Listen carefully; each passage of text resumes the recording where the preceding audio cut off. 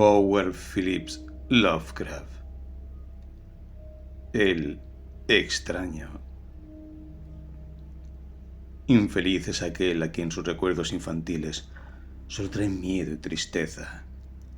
Desgraciado aquel que vuelve la mirada hacia horas solitarias, en vastos y lúgubres recintos de cortinados marrones y alucinantes hileras de antiguos volúmenes, o hacia pavorosas vigilias a la sombra de árboles descomunales y grotescos, cargados de enredaderas que agitan silenciosamente las alturas sus ramas retorcidas. Tal es lo que los dioses me destinaron. A mí, el aturdido, el frustrado, el estéril, el arruinado, y sin embargo me siento extrañamente satisfecho y me aferro con desesperación a esos recuerdos marchitos cada vez que mi mente amenaza con ir más allá, hacia el otro. No sé dónde nací, salvo que el castillo era infinitamente horrible, lleno de pasadizos oscuros y con altos cielos rasos, donde la mirada solo hallaba telarañas y sombras. Las piedras de los agrietados corredores estaban siempre odiosamente húmedas, y por doquier se percibía un olor maldito, como de pilas de cadáveres de generaciones muertas. Jamás había luz, por lo que solía encender velas y quedarme mirándolas fijamente en busca de alivio. Tampoco afuera brillaba el sol, ya que esas terribles arboledas se elevaban por encima de la torre más alta. Una sola, una torre negra, sobrepasaba el ramaje y salía al cielo abierto y desconocido, pero estaba casi en ruinas, y solo se podía ascender a ella por un escarpado muro poco menos que imposible de escalar. Debo haber vivido años en ese lugar, pero no puedo medir el tiempo. Seres vivos debieron haber atendido mis necesidades, y sin embargo no puedo rememorar a persona alguna, excepto yo mismo, ni ninguna cosa viviente, salvo ratas, murciélagos y arañas, silenciosos todos. Supongo que quien quiera que me haya cuidado debe haber sido asombrosamente viejo, puesto que mi primera representación mental de una persona viva fue la de algo semejante a mí, pero retorcido, marchito y deteriorado como el castillo. Para mí no tenían nada de grotescos los huesos y los esqueletos esparcidos por las criptas de piedra cavadas en las profundidades de los cimientos. En mi fantasía asociaba estas cosas con los hechos cotidianos y los hallaba más reales que las figuras en colores de seres vivos que veía en muchos libros mohosos. En esos libros aprendí todo lo que sé. Maestro alguno me urgió o me guió, y no recuerdo haber escuchado en todos esos años voces humanas, ni siquiera la mía, ya que, si bien había leído acerca de la palabra hablada, nunca se me ocurrió hablar en voz alta. Mi aspecto era asimismo una cuestión ajena a mi mente, ya que no había espejos en el castillo, y me limitaba por instinto a verme como un semejante de las figuras juveniles que veía dibujadas o pintadas en los libros. Tenía conciencia de la juventud a causa de lo poco que recordaba. Afuera, tendido en el pútrido foso, bajo los árboles tenebrosos y mudos, solía pasarme horas enteras soñando lo que había leído en los libros. Añoraba verme entre gentes alegres, en el mundo soleado, allende de la floresta interminable. Una vez traté de escapar del bosque, pero a medida que me alejaba del castillo, las sombras se hacían más densas y el aire más impregnado de crecientes temores, de modo que eché a correr frenéticamente por el camino andado, no fuera a extraviarme en un laberinto de lúgubre silencio. Y así, a través de crepúsculos sin fin, soñaba y esperaba, aun cuando no supiera qué, hasta que, en mi negra soledad, el deseo de luz se hizo tan frenético que ya no pude permanecer inactivo y mis manos suplicantes se elevaron hacia esa única torre en ruinas que por encima de la arboleda se hundía en el cielo exterior e ignoto.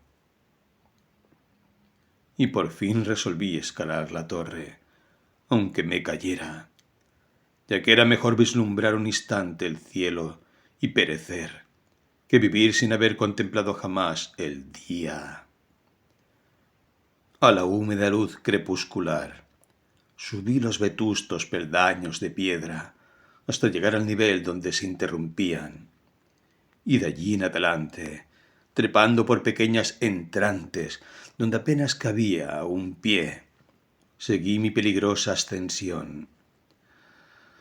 Horrendo y pavoroso era aquel cilindro rocoso, inerte y sin peldaños, negro, ruinoso y solitario, siniestro con su mudo aleteo de espantados murciélagos.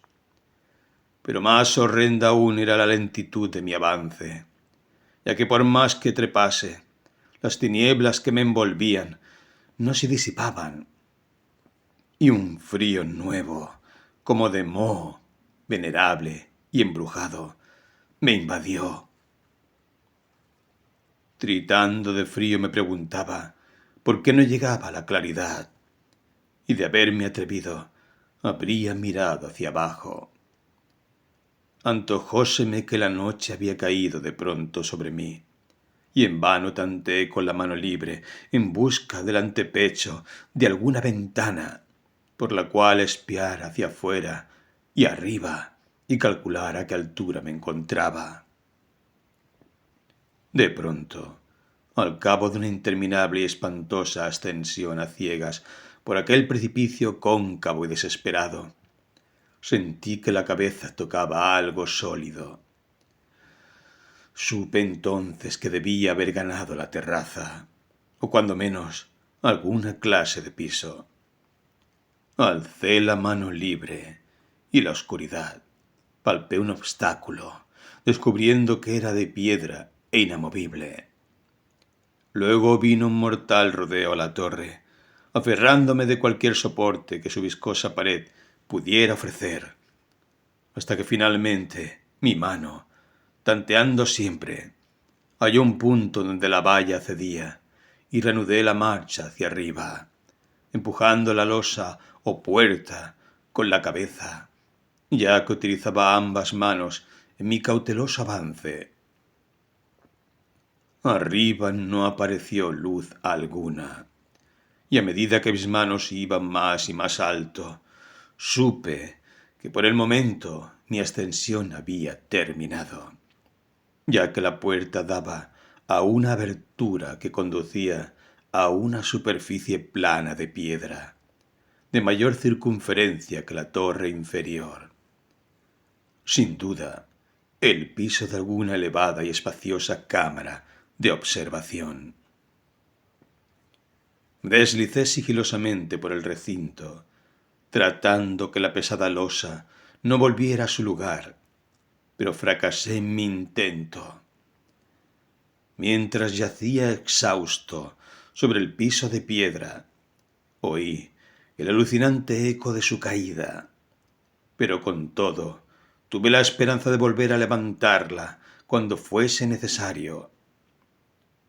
Creyéndome ya a una altura prodigiosa, muy por encima de las odiadas ramas del bosque, me incorporé fatigosamente y tanteé la pared en busca de alguna ventana que me permitiese mirar por vez primera el cielo y esa luna y esas estrellas sobre las que había leído.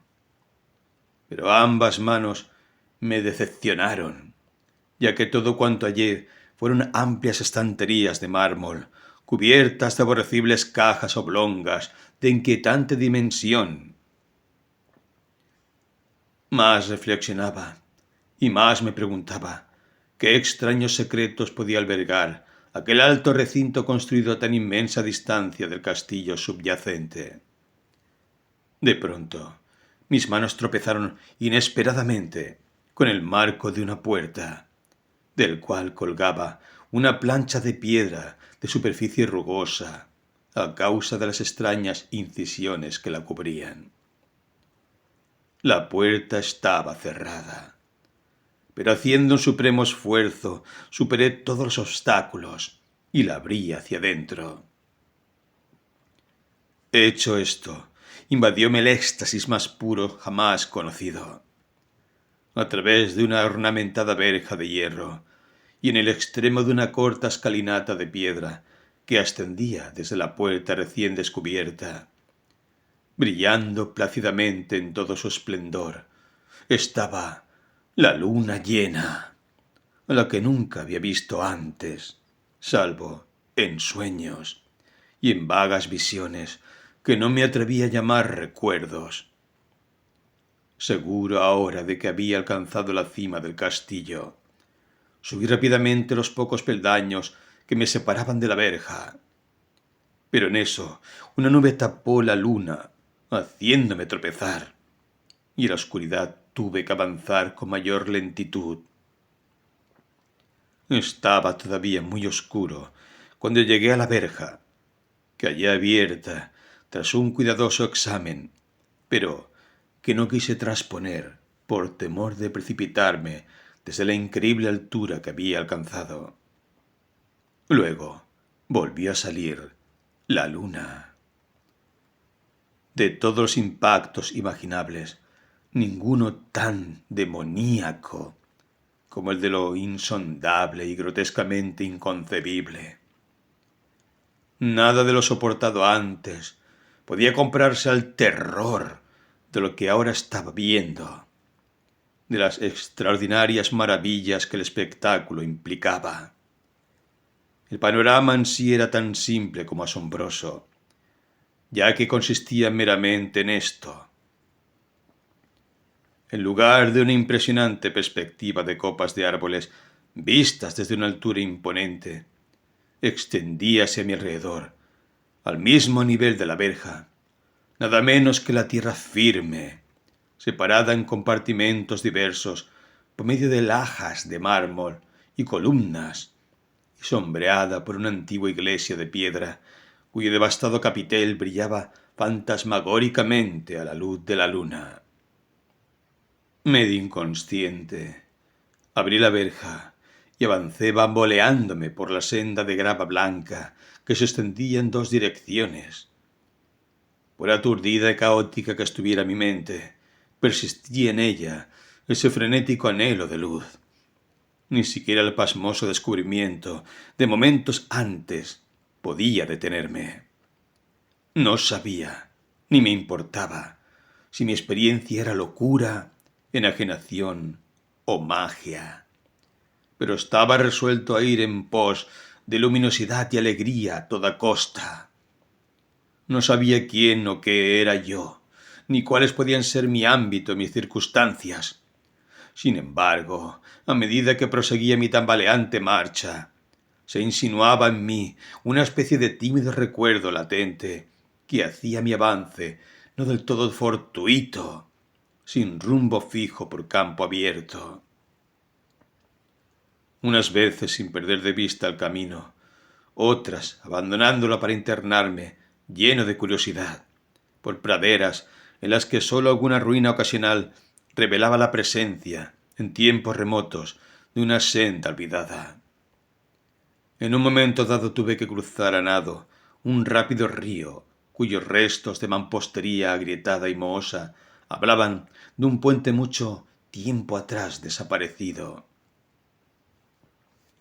Habían transcurrido más de 2 horas cuando llegué a lo que aparentemente era mi meta, Un venerable castillo cubierto de hiedras, enclavado en un gran parque de espesa arboleda, de alucinante familiaridad para mí, y sin embargo lleno de intrigantes novedades.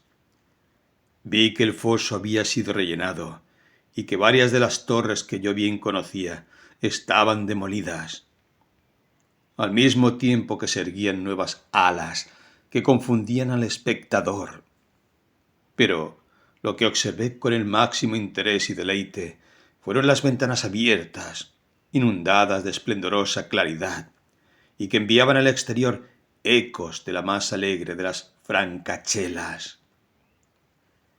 Adelantándome hacia una de ellas, miré el interior y vi un grupo de personas extrañamente vestidas que departían entre sí con gran jarana. Como jamás había oído la voz humana, apenas se podía adivinar vagamente lo que decían. Algunas caras tenían expresiones que despertaban en mí remotísimos recuerdos. Otras me eran absolutamente ajenas. Salté por la ventana y me introduje en la habitación, brillantemente iluminada, a la vez que mi mente saltaba del único instante de esperanza al más negro de los desalientos. La pesadilla no tardó en venir, ya que, no bien entré, se produjo una de las más aterradoras reacciones que hubiera podido concebir. No había terminado de cruzar el umbral cuando cundió entre todos los presentes un inesperado y súbito pavor de horrible intensidad que distorsionaba los rostros y arrancaba de todas las gargantas los chillidos más espantosos. El desbande fue general, y en medio del griterío y del pánico, varios sufrieron desmayos, siendo arrastrados por los que huían enloquecidos. Muchos se taparon los ojos con las manos y corrían a ciegas, llevándose todo por delante, derribando los muebles y dándose contra las paredes en su desesperado intento de ganar alguna de las numerosas puertas. Solo y aturdido, en el brillante recinto, escuchando los ecos cada vez más apagados de aquellos espeluznantes gritos, comencé a temblar pensando qué podía ser aquello que me acechaba sin que yo lo viera. A primera vista, el lugar parecía vacío, pero cuando me dirigí a una de las alcobas, creí detectar una presencia. Un amago de movimiento del otro lado del arco dorado que conducía a otra habitación, similar a la primera. A medida que me aproximaba a la arcada, comencé a percibir la presencia con más nitidez. Y luego, con el primero y último sonido que jamás emití, un aullido horrendo que me repugnó casi tanto como su morbosa causa. Contemplé, en toda su horrible intensidad, el inconcebible, indescriptible, inenarrable monstruo que, por obra de su mera aparición, había convertido una alegre reunión en una horda de delirantes fugitivos. No puedo siquiera decir aproximadamente a qué se parecía, pues era un compuesto de todo lo que es impuro, pavoroso, indeseado, anormal y detestable. Era una fantasmagórica sombra de podredumbre, decrepitud y desolación. La pútrida y viscosa imagen de lo dañino, la atroz desnudez de algo que la tierra misericordiosa debería ocultar por siempre jamás. Dios sabe que no era de este mundo, o al menos había dejado de serlo, y sin embargo, con enorme horror de mi parte, pude ver en sus rasgos carcomidos, con huesos que se entreveían, una repulsiva y lejana reminiscencia de formas humanas, y en sus enmohecidas y destrozadas ropas, una indecible cualidad que me estremecía más aún. Estaba casi paralizado, pero no tanto como para no hacer un débil esfuerzo hacia la salvación. un tropezón hacia atrás que no pudo romper el hechizo en que me tenía apresado el monstruo sin voz y sin nombre. Mis ojos, embrujados por aquellos asqueantes ojos vítreos que los miraba fijamente, se negaba a cerrarse. Si bien el terrible objeto, tras el primer impacto, se veía ahora más confuso. Traté de levantar la mano y disipar la visión, pero estaba tan anonadado que el brazo no respondió por entero a mi voluntad. Sin embargo, el intento fue suficiente como para alterar mi equilibrio y, bamboleándome, di unos pasos hacia adelante para no caer. Al hacerlo, adquirí de pronto la angustiosa noción de la proximidad de la cosa, cuya inmunda respiración tenía casi la impresión de oír. Poco menos que enloquecido, pude, no obstante, adelantar una mano para detener a la fétida imagen, que se acercaba más y más, cuando de pronto mis dedos tocaron la extremidad putrefacta que el monstruo extendía por debajo del arco dorado. No chillé, pero todos los satánicos vampiros que cabalgan en el viento de la noche lo hicieron por mí, a la vez que dejaron caer en mi mente una avalancha de anonadantes recuerdos. Supe en ese mismo instante todo lo ocurrido. Recordé hasta más allá del terrorífico castillo y sus árboles. Reconocí el edificio en el cual me hallaba. Reconocí, lo más terrible, la impía abominación que se erguía ante mí, mirándome de soslayo, mientras apartaba de los suyos mis dedos manchados. Pero en el cosmos existe el bálsamo, además de la amargura, y ese bálsamo es el olvido. En el supremo horror de ese instante, olvidé lo que me había espantado, y el estallido del recuerdo se desvaneció en un caos de reiteradas imágenes. Como entre sueños, salí de aquel edificio fantasmal y execrado, y eché a correr rauda y silenciosamente a la luz de la luna. Cuando retorné al mausoleo de mármol y descendí los peldaños, encontré que no podía mover la trampa de piedra, pero no lo lamenté, ya que había llegado a odiar el viejo castillo y sus árboles. Ahora cabalgo junto a los fantasmas, burlones y cordiales, al viento de la noche, y durante el día juego entre las catacumbas de Nefre-Ka, en el recóndito y desconocido valle de Adot, a orillas del Nilo. Sé que la luz no es para mí, salvo la luz de la luna sobre las tumbas de roca de Neb, como tampoco es para mí la alegría, salvo las innominadas fiestas de Nitocris, bajo la gran pirámide. Y sin embargo, en mi nueva y salvaje libertad, agradezco casi la amargura de la alienación, pues, aunque el olvido me ha dado la calma, no por eso ignoro que soy un extranjero, un extraño a este siglo y a todos los que aún son hombres. Esto es lo que supe desde que extendí mis dedos hacia esa cosa abominable surgida en aquel gran marco dorado, desde que extendí mis dedos y toqué una fría e inexorable superficie de pulido espejo.